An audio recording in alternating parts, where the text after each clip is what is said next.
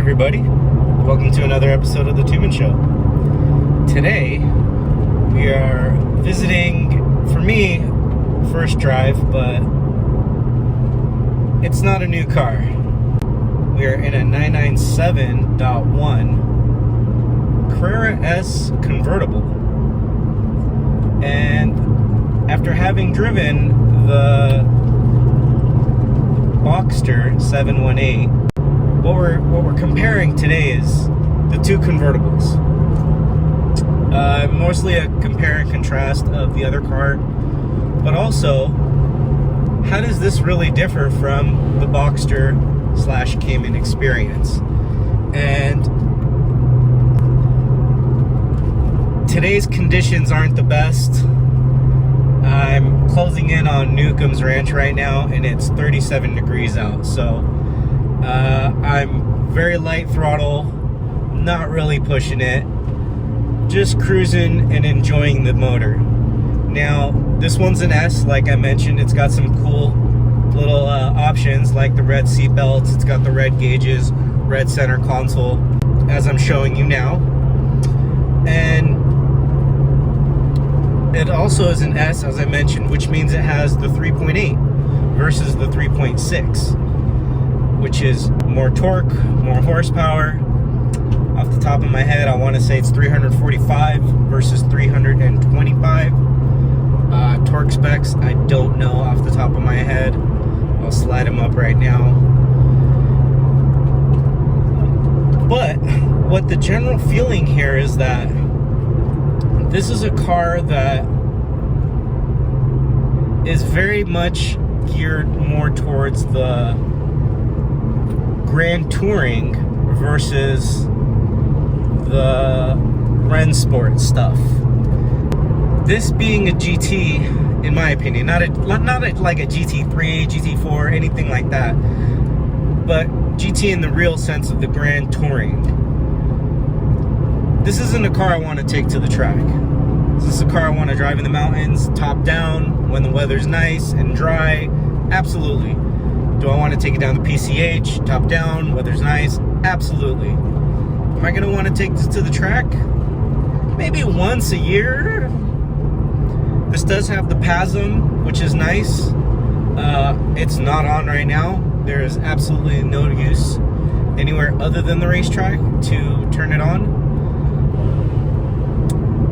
So really, if you're cross-shopping the two, you're looking for a Porsche, you're looking for the open-top experience can be added and deleted with both the Cayman and Boxster and a convertible 911 versus a regular 911. The budget obviously is adjusted for both of those things. You're paying less for the open-top experience, which is kind of backwards from everybody else, but that's generally because people who buy these cars aren't looking for more of the Grand Touring experience. They're looking for the performance experience, and with the open top, you lose some of that. Now, that being said, this is a phenomenal car. This belongs to one of my coworkers, and he knows how much I like Porsches. He tossed me the keys and said, go enjoy it. And even though the weather's not perfect, first place I went to, Angeles Crest. You know it. You got to. Why else would you drive a car like this? I don't want to drive in the traffic on this thing. So,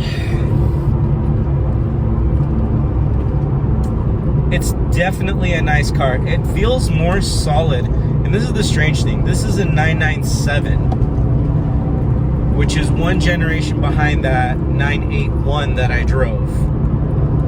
And this feels very much a generation behind, but it also feels really solid.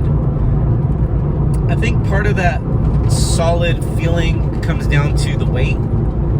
I don't think this is that much heavier than the 718 was, probably about 200 pounds, but you definitely feel it. And that's also one of the reasons why I don't really want to push this car.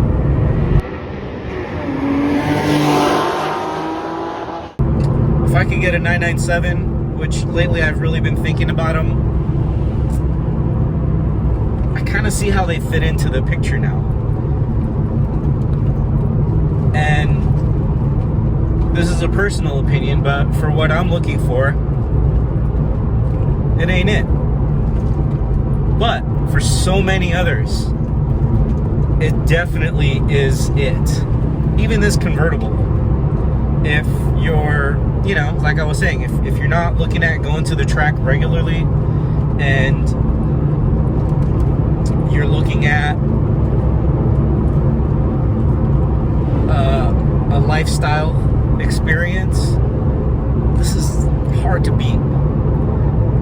Backseat is useless unless you've got a tiny little kid, and I was gonna see if maybe I could fit my kid in the back. That ain't gonna happen. So I'll come back with a little bit more in a sec, but for now I just wanted to kind of give you that little rundown, give you an overall experience here shortly. See ya. All right, so it's time for some final thoughts. One thing we have to do before I give you that is get my tan on. Of course, I got that shade right across my face, but you know, that will probably change.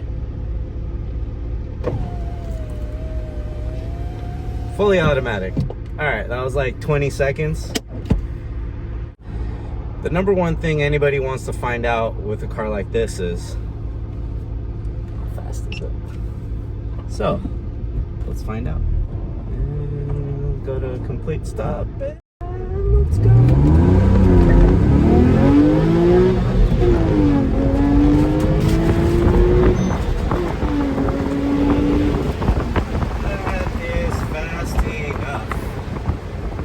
I hope the audio works. I'm trying something with this little fuzzy, and I have no idea where I'm at right now because I'm in Mexico. It's the only place you can drive like this. Okay, so final top-down thoughts. It's a wonderful car. Porsche makes great cars. There's a reason why they're doing so well. 997, I do like it. I like it a lot. In fact, I started the video saying meh. Today, but we'll see. It doesn't quite fit what I want, because this is a great car to do everything. I have a daily driver, so I don't need a car to do everything. This is a car I want to do this with, and this, and this, and this, and this, and this, into the mountains. Do I want my 997 for that reason? And that's where I'm gonna have to say no. Because, sorry, got some weird construction happening here. Don't know what they do in Mexico. Okay.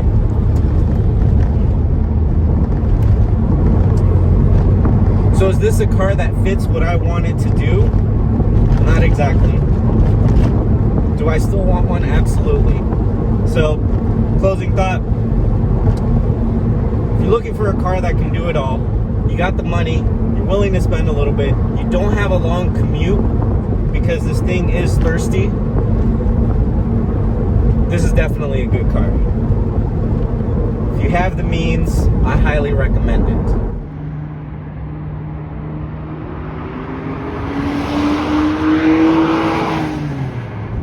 Thanks everybody for watching.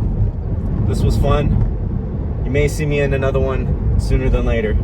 We'll see what happens.